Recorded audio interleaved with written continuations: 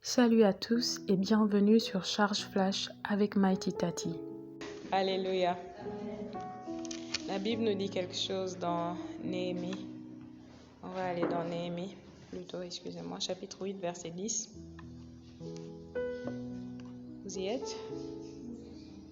Ok.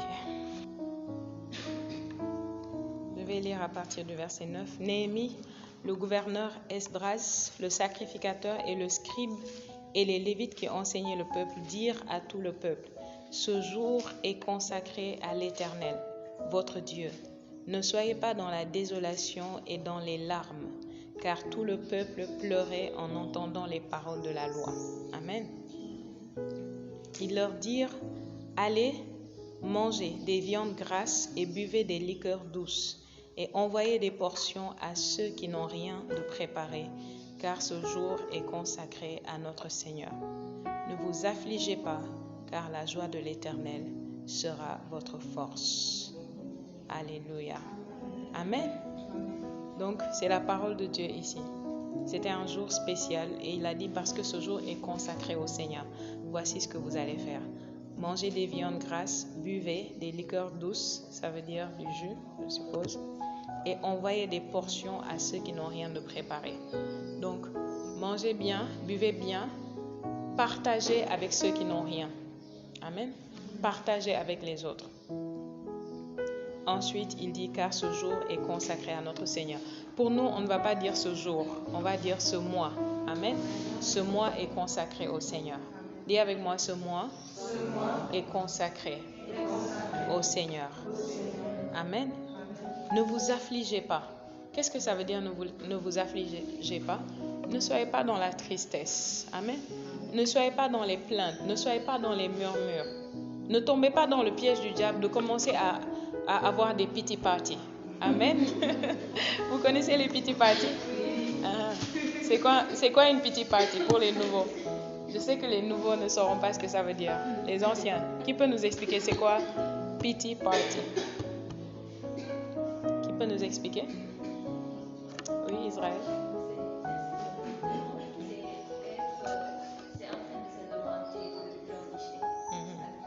C'est ça une pity party. Qui dit mieux? Le?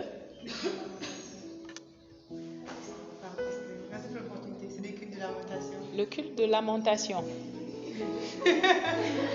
je cherche une meilleure explication. Oui, t'en prie.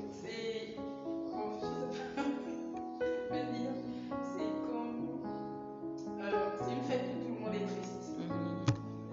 Amen. C'est le mot que je cherchais. C'est une fête. Amen. Party, ça veut dire fête. Pity party, ça veut dire quoi? C'est une fête d'apitoiement. Amen. Il n'y a pas de party où tu es seul. Vrai ou faux? C'est vrai ce que tu as dit, mais ce que tu as dit, on peut le faire seul. Amen. Quand on dit pity party, ça veut dire que tu n'es pas seul. Premièrement, tu as des invités, ils sont là et ils viennent t'aider à célébrer, peu importe ce que tu as décidé de célébrer. Amen. Si tu as eu ton bac, par exemple, tu fais une fête, on appelle ça un arrosage. Vous voyez, c'est une partie. Tu as beaucoup de gens qui sont venus pour t'aider à célébrer le bac avec toi. Mais une pity party, quand tu as une pity party, ce ne sont pas en général des gens que tu as là-bas. Tu as là-bas ce qu'on appelle des démons. Tu as des invités spéciaux, ce sont des démons. Ils sont spécialisés dans ce qu'on appelle la pity party. Ils aiment ça. Quand tu t'assois et tu commences à t'apitoyer. Vous voyez, vous devez sentir quand les signes viennent. Quand les signes viennent, c'est quoi? Tu te réveilles et tu commences à penser à ta vie d'une manière bizarre. Tout d'un coup, tu commences juste à constater tout ce qui ne va pas. Les pensées viennent et puis quelque chose que quelqu'un t'a fait il y a longtemps, la chose revient à ton esprit. Et tu es fâché contre les gens qui ne t'ont rien fait. Et tu commences à te dire que c'est quel genre de vie? Tu commences à entendre des pensées comme ça. Au départ, c'est pas toi qui parles. Vous voyez. Tu commences à entendre ce genre de pensée. C'est quel genre de vie que je mène? Regarde ma vie. Tu commences à comparer avec les autres. Tu commences à penser aux objectifs que tu avais, que tu n'as pas pu atteindre, aux choses que tu as voulu avoir, que tu n'as pas pu avoir. Et si tu continues, qu'est-ce qui va se passer? Plus tu penses comme ça, plus tu agis en accord, plus tu as des invités. Ils sont invisibles, mais ils sont réels. Ok? Ils viennent. Et quand ils viennent, ils prennent place. Et quand ils prennent place, ils t'enfoncent. Amen. Quand ils t'enfoncent, tu commences à être dépressive. Tu commences même à pleurer seule. Tu cherches à mettre une musique qui va t'aider à... Il y en a qui aiment ça. Amen. Tu mets une musique de Céline Dion ou de Whitney Houston de 1995. Tu n'étais même pas encore né. Mais comme la musique te donne les émotions tristes là, tu mets ça pour assaisonner ta tristesse. Hein? Ou bien tu mets un film triste, un film hindou. Tu regardes, tu commences à pleurer. Amen. C'est ce qu'on appelle une pity party. Amen. Dis à quelqu'un, n'organise pas ça. N'organise pas ça. Amen. Surtout pas ce mois. Surtout pas. Amen. Il a dit, ne vous affligez pas. Ne vous affligez pas. Dis à quelqu'un, ne t'afflige pas. Ne t'afflige pas. Pourquoi? Pourquoi il ne faut pas s'affliger? La réponse est là. Il dit, car la joie de l'Éternel sera votre force. Amen. Oui. Tu as besoin d'avoir la force. Tu as besoin d'avoir la force intérieure. Tu as besoin d'avoir la force physique. Amen. Mais il dit que toi, ta force, c'est la joie de l'Éternel. C'est quand la joie de l'Éternel remplit ton cœur, c'est là que tu es forte. Amen. Si la joie de l'Éternel ne remplit pas ton cœur, tu es faible.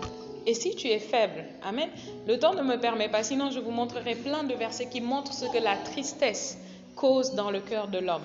Amen. La tristesse amène la maladie. La tristesse, ça ronge les os. Vous voyez. Vous pouvez voir une personne qui a l'air en bon état et puis tout d'un coup, la personne commence à maigrir, à dépérir parce qu'elle est pensive. Vous voyez. Et si elle continue dans cet état, un jour, elle n'a plus d'appétit. Et à un moment, elle n'arrive plus à digérer, même quand elle mange. Après, on va découvrir qu'il y a un problème d'estomac, ulcère. Vous savez ça, les ulcères, les problèmes d'estomac, comment on appelle ça?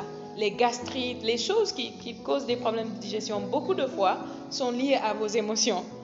Ça a l'air bizarre, mais beaucoup de fois. Si vous êtes une personne dépressive qui pense beaucoup, qui ne va pas bien, vous êtes triste tout le temps, ça va affecter directement votre appétit ou votre manière de digérer.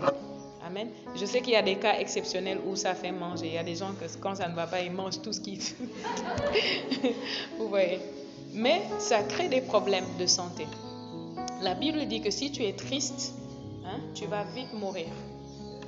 Alléluia. Pourquoi? Parce que quand tu es triste, tu perds des forces. Tu perds des forces. Certains d'entre vous, vous avez remarqué que quand vous êtes dépressif, vous dormez beaucoup. Qui a remarqué ça? Que quand vous êtes triste, vous ne voulez même pas sortir du lit. Vous dormez, vous n'avez pas envie de vous réveiller. Pourquoi?